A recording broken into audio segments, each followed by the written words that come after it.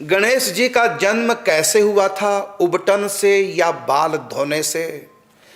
आप तो दो प्रकार के गणेश जी की बात लिखते हो। गणेश जी का अवतार अनंत अनंत बार हो चुका है और अनंत अनंत कारणों से हो चुका है। जैसे गणेश जी का दांत टूटा है, एक दांत है ना गणेश जी का, एक टूटा हुआ है, तो कहीं लिखा कि परशुराम के परस से टूटा है, कहीं लिखा है कि कार्तिकेय से टूटा है, और कई जगह लिखा है कि दांत तोड़ के लेखनी बनाई थी। अब ये तीन तीन कारण लिखे हैं, तो अज्ञानी व्यक्ति क्या सोचेगा? जिसके मन में है सो तो लिख दिया। सच्चाई तो नहीं, सच्चाई तो तब मानी जाएगी ना जब सब जगह एक ही प्रकार से लिखा हो, लेकिन तीन तीन प्रकार से लिखा हुआ है। इसका अर्थ है कि गणेश जी का अवतार एक बार नहीं हुआ है। जब जब प्रलय होती है उसके बाद नई सृष्टि होती है, तब तक गणेश जी इस दुनिया में आते हैं। तो कभी उनका दांत परशुराम के कारण से टूटता है, कभी वो दांत कहीं अपने आप ही तोड़ देते हैं लेखनी बनाने के लिए, कई बार कार्तिकेय से टूटता है, तो कई कारण बनते हैं।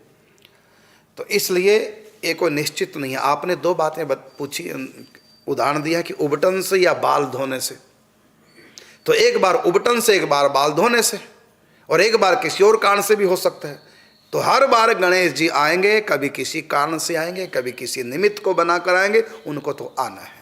इसलिए हमारे पुराणों में गणेश जी के अवतार के जितने भी प्रकार लिखे सारे के सारे सत्य हैं। कोई किसी कल्प की कथा, कोई किसी कल्प की कथा। कल्प भेद हरि चरित्र सुहाए, तो परमात्मा के चरित्र कल्प भेद से नाना भांति मुनि सन गाए। तो अनेक प्रकार से अवतारों का चर्चा है। राम के अवतार, कृष्ण के अवतार, दुर्गा के अवतार, शिव के अवतार, गणेश जी के अवतार, शंकर जी के अवतार। तो एक एक अवतार के कई कई कारण हो सकते हैं, क्योंकि भगवान के अवतार एक बार नहीं अनंत बार हो चुके हैं। हरि अनंत हरि कथा अनंता, बहुविधि कहीं सुनहि सब संता। क्योंकि प्रकृति में एक बार प्रलय नहीं हुआ, और प्रकृति की एक ही बार पैदा नहीं हुई, ये अनंत बार प्रलय आ चुका है। सृष्टि सिमट के भगवान में लीन हो जाती है और अनंत बार ये प्रकट होती है। तो हर कल्प में सृष्टि मिट जाती है, फिर महाकल्प होता है। महाकल्प में तो ब्रह्मा जी भी नहीं रहते हैं, प्रकृति कल्प जिसको बोलते हैं। तो कल्प होता है महाकल्प, प्रकृति कल्प, तो अनेक प्रकार की सृष्टि है। तो इसलिए हमारे शास्त्रों में यदि एक ही कथा 2, 3 या 4 प्रकार से लिखी है, गलत नहीं मानना। वो अलग अलग कल्पों की चर्चा है। वाल्मीकि रामायण और रामचरितमानस, ये 2 राम कथाएं 2 कल्पों की, अलग अलग कल्पों की कथाएं हैं। रामचरितमानस में लिखा हुआ है कि धनुष टूटते ही परशुराम आधम के, ये रामचरितमानस में। और रामायण पढ़ी, वाल्मीकि रामायण और रामायणों में ऐसा लिखा है कि जब सीता विवाह हो गया सीताराम जी का, फिर जब बारात वापस लौटी, रास्ते में परशुराम जी मिले। अब आप कहेंगे वो रामायण सही है कि ये रामायण सही है? तो दोनों रामायण सही है।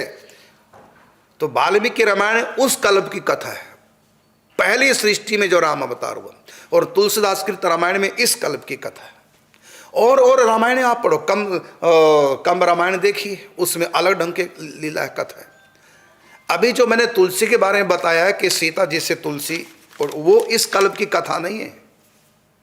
जो सीता जी से तुलसी दल द्वादशी को टूट गया साड़ी में उलझकर, वो इस कल्प की कथा नहीं है। क्योंकि वहां पर लिखा, क्योंकि मैंने उसमें पुरानी बात बताई थी, अब पूरी बात अब बता रहा हूं। उसमें लिखा है कि लव कुश के ससुराल से फल आए थे, लव कुश की ससुराल से फल आए थे, और सीता जी ने सूंघ लिया फल को, और बाद में फिर धोकर अमनिया करके राम जी को भोग लगाया। तो वो पातिव्रत्य धर्म से खिलाफ एक बात हो गई, विपरीत पड़ गया, क्योंकि सूंघना भी खाने के बराबर है। तो उस अपराध के कारण से वो पत्ता टूटा हुआ लगा नहीं। अब आप कहेंगे कि उस समय तो बच्चे थे, शादी कहाँ हुई थी जब सीता जी धरती में समाई। ये ससुराल से फल आना, सीता को सूंघना फलों का, ये तो मनगढ़ंत कोई बात बता रहे। तो बच्चा जानता है कि सीता जी जब धरती में समाई थी उस समय लव कुश का विवाह हुआ ही नहीं था। तो सीता जी ने कहाँ से लव कुश के ससुराल के फल सूंघ लिए?